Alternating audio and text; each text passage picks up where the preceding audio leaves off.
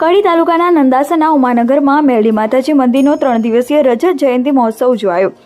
કડી તાલુકાના નંદાસા નજીક આવેલા ઉમાનગરમાં શ્રી મેરડી માતાજીનો 3 દિવસીય ધામધૂમથી રજત જયંતિ મહોત્સવ ઉજવવામાં આવ્યો હતો, જેમાં 3 દિવસ વિવિધ અલગ અલગ કાર્યક્રમોનું ભવ્ય આયોજન કરવામાં આવ્યું હતું, જેમાં પ્રથમ દિવસે દીપ પ્રાગટ્ય બાદ યજ્ઞ મંડપ પૂજન અને પ્રધાન દેવોનું પૂજન બાદ મહાઆરતી કરવામાં આવી હતી। બીજા દિવસે ગામમાં ભવ્ય જળયાત્રાનું આયોજન કરવામાં આવ્યું હતું, જેમાં સમસ્ત ગામજનો ખૂબ જ મોટી સંખ્યામાં જળયાત્રામાં જોડાયા હતા। ત્યારબાદ ત્રીજા દિવસે બુધવારે સાયલાના ગાદીપતિ પરમ પૂજ્ય દુર્ગાદાસજી મહારાજે આશીર્વચન આપ્યા હતા। આ પ્રસંગે ગુજરાતના પૂર્વ નાયબ મુખ્યમંત્રી નીતિનભાઈ પટેલ, વિનોદભાઈ પટેલ, રાજુભાઈ પટેલ સહિત મહાનુભાવો અને સંતો ઉપસ્થિત રહ્યા હતા।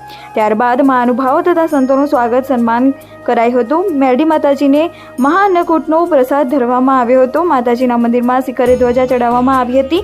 આ 3 દિવસ ભક્તોએ માતાજીના દર્શન કરી ધન્યતા અનુભવી હતી। ભક્તોએ મહાપ્રસાદનો લાભ લીધો હતો। રાત્રે ભવ્ય રાસ ગરબા સિંગર નેહા પટેલના સુરે ગામજનો ગરબે ઘૂમ્યા હતા। 3 દિવસ રજત જયંતિ મહોત્સવની રંગેચંગે ઉજવણી કરવામાં આવી હતી। આ પ્રસંગે દીપાવવા માટે યુવાનો, વડીલો અને ગામજનોએ ભારે જહેમત ઉઠાવી હતી।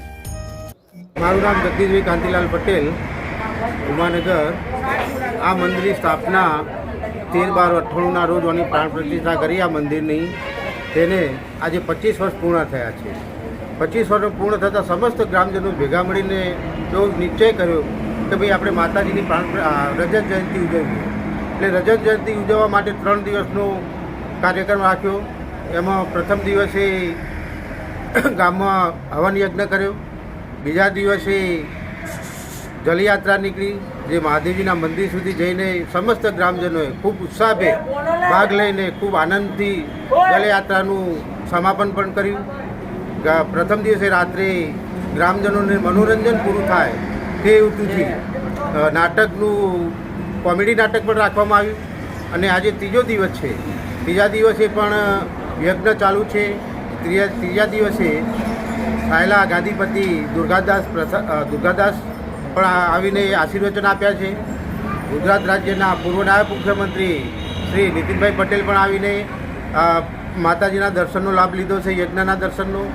કડી માર્કેટયાર્ડના પૂર્વ ચેરમેન શ્રી વિનોદભાઈ પટેલ પણ માતાજીના યજ્ઞના દર્શનનો લાભ લીધો છે। તેમજ રાજુભાઈ સરસાવાળા પણ આવીને આ યજ્ઞના દર્શનનો લાભ લીધો। ભરતભાઈ પૂર્વ પ્રમુખશ્રીએ પણ દર્શનનો લાભ લઈ આ ત્રિદિવસીય મહોત્સવનું ખૂબ ધામધૂમપૂર્વક આ ગ્રામજનોએ ખૂબ ભાગ લઈ અને મહત્ત્વથી ઉત્સાહભેર ભાગ લઈ આ યજ્ઞનું આયોજન કર્યું છે। તેમજ આ મંદિરની રૂપરેખા તમને ટૂંકમાં કહી દઉં તો ઉમાનગર ગામની 77-78માં ઉમાનગરના રહેવામાં વસવાટ કરવામાં આવ્યો। ત્યારે આ મંદિર જે નાની દેરી સ્વરૂપે હતું, પછી ગ્રામજનોના મનમાં એવો વિચાર આવ્યો કે ભાઈ આ માતાજીનું મંદિર નાનું છે, તેથી દરેકે હળી મળીને ફૂલ નહીં તો ફૂલની પાંખડી આપીને આ ભવ્ય માતાજીનું મંદિર બનાવ્યું। અને આ માતાજીનું મંદિર બનાવ્યું 13/12/98એ આ મંદિરની પ્રાણ પ્રતિષ્ઠા કરવામાં આવી।